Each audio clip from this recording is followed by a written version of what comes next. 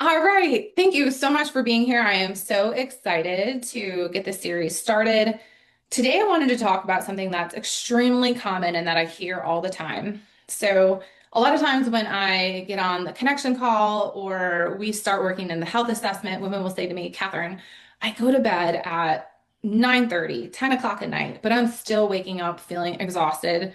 I struggle to get out of bed. I need my caffeine. Like, don't take away my caffeine. I can't make it through the morning. And this is something that we don't have to accept as normal. There are so many different things that we can look at to try to correct your energy levels in the morning. So I want to walk through what are those foundational pieces, those very first pieces of the puzzle that we explore. So number one is your nutrient status. Anytime I work with someone, we draw a pretty extensive lab panel and we're looking at your iron levels. We're going to look at your ferritin levels. We're going to look at B12, magnesium, vitamin D. All these nutrients play such an important piece in how much energy you have. Of course, they have so many different roles in the body, but they directly relate to your energy. Specifically, the ferritin. A lot of times I have women come to me who had a pretty extensive panel with their primary care doctor and were told that their iron levels were normal, but maybe they didn't really look at the ferritin piece, or maybe it was pretty close to normal, so they labeled it as normal. We go ahead and we draw the ferritin and it's pretty low. I'm seeing this happen more commonly. And we want to explore why. Why is that ferritin low? Because you can have a normal iron level, but you could have a pretty low or suboptimal ferritin level and have pretty significant fatigue. There's a lot of other symptoms that go along with that, but fatigue is a pretty common one. So I try to help women explore what are those potential root causes for that low ferritin. And unfortunately, it's not as easy as just adding on an iron supplement, which is pretty standard. Like even in functional medicine, that's what a lot of people are doing, just handing out an iron supplement. But the ferritin and iron are not really coming up. So we have to explore why are we not absorbing that iron, and why is it not helping with our energy levels? The next really important piece that I see is blood sugar stability. And I spend a lot of time with my patients helping them with blood sugar support because I think if we can correct blood sugar function, it can ultimately trickle up and affect all the sex hormones in your thyroid and really just help with a lot of the symptoms that we're dealing with. So blood sugar is a huge piece of the puzzle. At least that's what I would argue. And I try to help my women learn how to support their bodies and fuel their bodies with food to keep their blood sugar pretty stable throughout the day. Of course, it's going to go up and down. It's supposed to. But what we want to try to avoid are the drastic up and downs, like the roller coaster ride that I refer to. And you've probably already picked up on this. So I have people who, say, hey, yeah, I can't have a bagel in the morning. Like I can't have a bowl of cereal in the morning because if I have those things, I need a nap by lunchtime. Like I'm falling asleep at my desk at 10:30, 11 o'clock, or just need that extra cup of coffee. And that's typically a sign that your body is having blood sugar dysfunction. So, you eat that bowl of cereal, blood sugar goes up pretty quickly.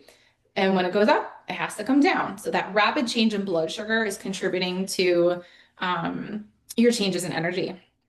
And so we'll spend a lot of time trying to listen to your body and learning how to fuel our body so that we can keep that blood sugar pretty well regulated.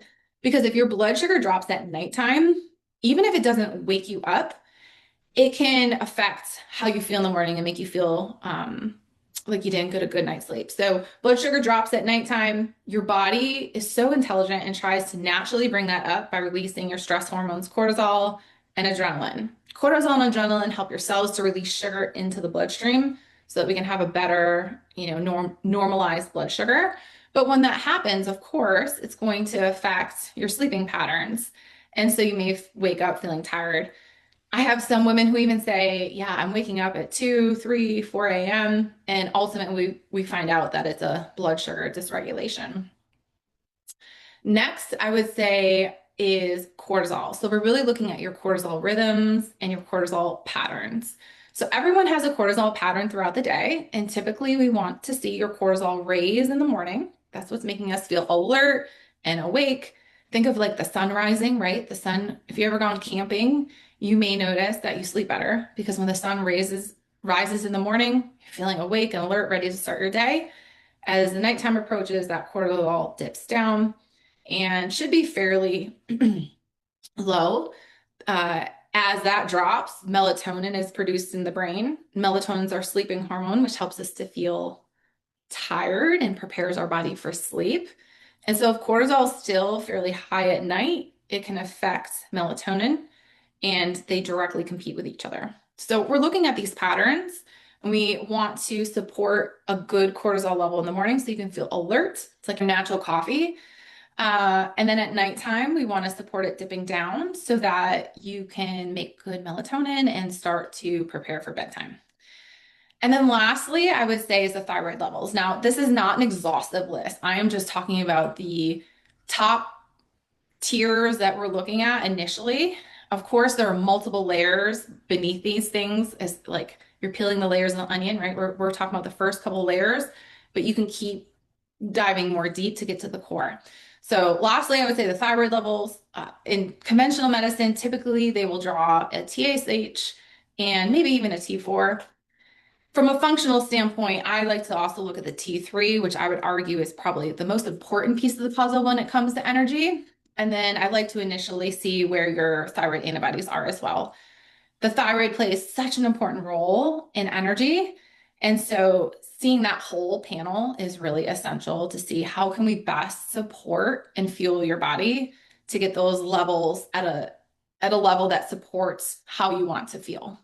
So if this aligns with you, just know that you are not alone and you do not have to accept that feeling tired in the morning after a full night's sleep is normal. You don't have to push through it. Often it's a sign that your body is just asking for deeper support. And I think it's so essential to pay attention to those clues that your body is giving you. If we ignore those vague symptoms, over time, that can contribute to more dysfunction and disease later down the road. But addressing those little things right now have such an impactful influence on A, how you feel right now, but also your long-term health. So thanks for being here. I hope to see you in the next video.